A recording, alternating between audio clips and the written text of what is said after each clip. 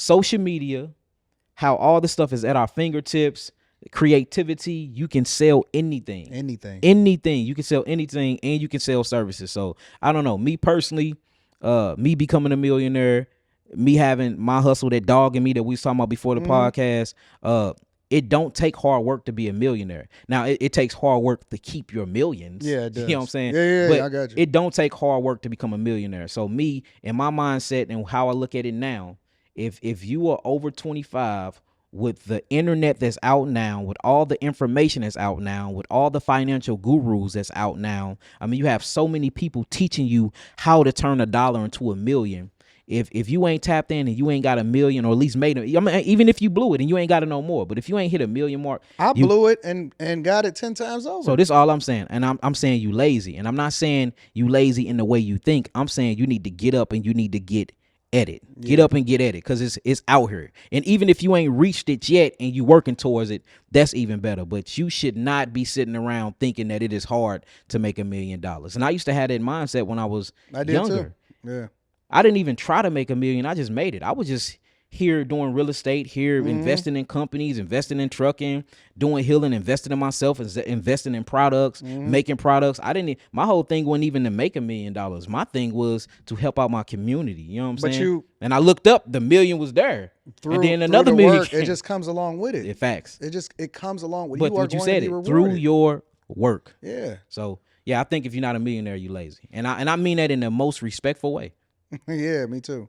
But no. So let me get back. I had a question before we get back into the food, because this is kind of deep diving into it. Because we were talking about, playing God and controlling the population and things like that. Should they?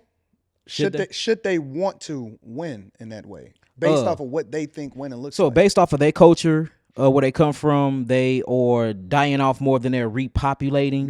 Yeah. From their perspective, from the bloodlines that they come from, they connected to ancient Canaan, from where they come from. And then, it even gets bizarre when you start bringing up shapeshift, reptilian. We ain't gonna even get into that. Because that'd be my opinion somewhat. I can prove the reptilian brain physically, but that'd be going so far. But based off of where they at right now in life, all the wealth, all the money, but you can't even enjoy the money and wealth, and you can't bring it down to anybody that descend from you, because y'all not repopulating. From that perspective, I can actually see why they're doing what they're doing. Yeah. Because they want to stay in power. Yeah. But that's where education at. I can't get mad at somebody that's in power for trying to stay in power. Only thing I can do is figure out how to cripple that shit and bring me and my people in power. And that's where war come from. So if we could talk about perspectives, I'm not mad at them for trying to do that. I'm mad at us as a collective black community for not doing nothing about it. Yeah. You know what I'm saying? Yeah. So you can't get mad at the devil for being the devil. Yeah. He the devil. He's the deceiver. Yeah. That is the whole point and purpose of its existence.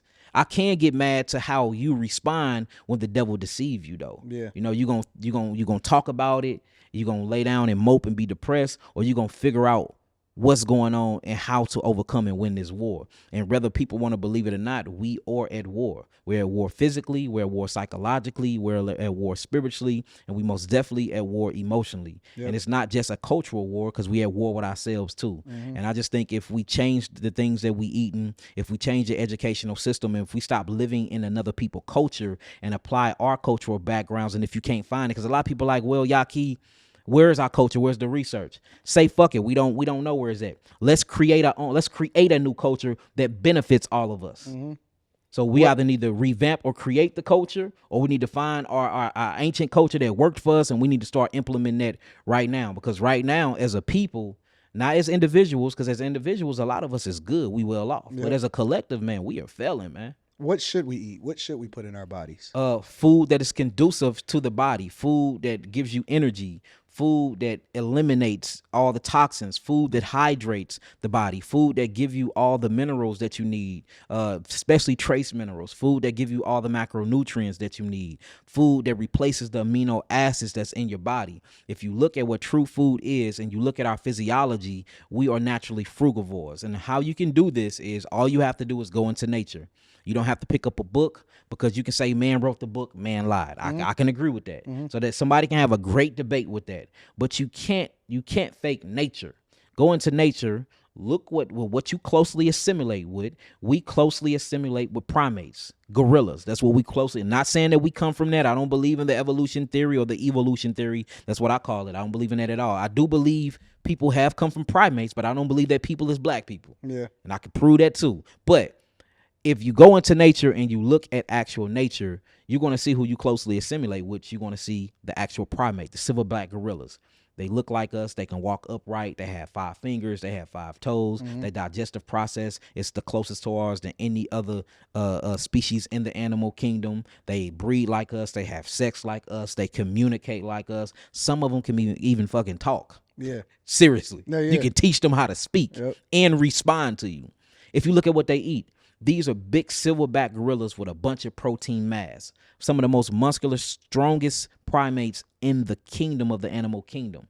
And they don't eat meat. I never thought about that. They don't eat meat. I never thought about that. They don't eat meat. Now, not only do they don't eat meat, they don't cook their food. Not only do they don't cook their food when they eat, they mono eat.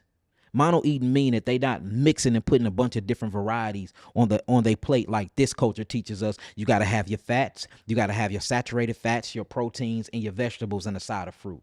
Oh, and don't forget the dessert. See that? They mono eat. And we see that they are yielding so many things. So then, somebody's want to try to play the smart guy and say, well, they digestive system is different for ours, and they have a bunch of hydrochloric acid that can break through the foliage and that can break through the cellulose better than ours. That is not true. That is not true. Yes, they can digest more food than us, but if you look at their acidic acid content, it's not that far off from ours. So we see something that assimilates with us, and they talk about their teeth. Well, they got canines. You got canines. They canines is for protection. Their canines is not for ripping into gazelles and ripping into lions, tigers, and bears. If it is, they will be ripping into them and eating them. Yeah. Now, so if you look at a primate that look like us, they don't eat meat.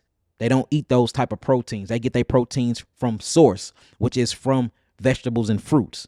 Same place where every other herbivore get their proteins from. You will go eat the herbivore to get the protein from the herbivore, but the herbivore will eat the fruit, will eat the grass and the vegetables to get its protein. Yeah. So, like I was saying yesterday, we black people, we love the double cross the middleman.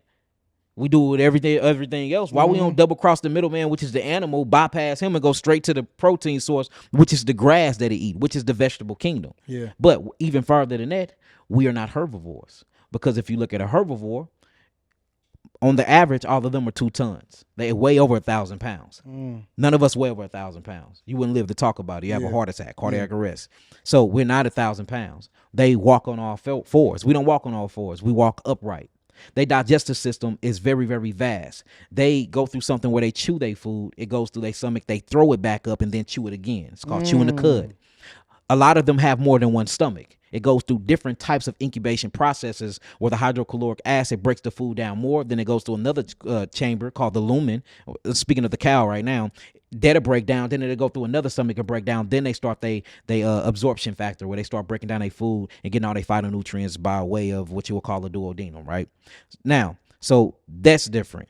And then when you look at their intestines is way longer than ours. So they're able to eat food and package food in different parts of the stomach, break them down at different times. Then it gets to sit in these long ass intestines, and then it ferments and they get all of their bioavailability of nutritions from the actual food. Notice herbivores, 2 tons. They don't eat meat.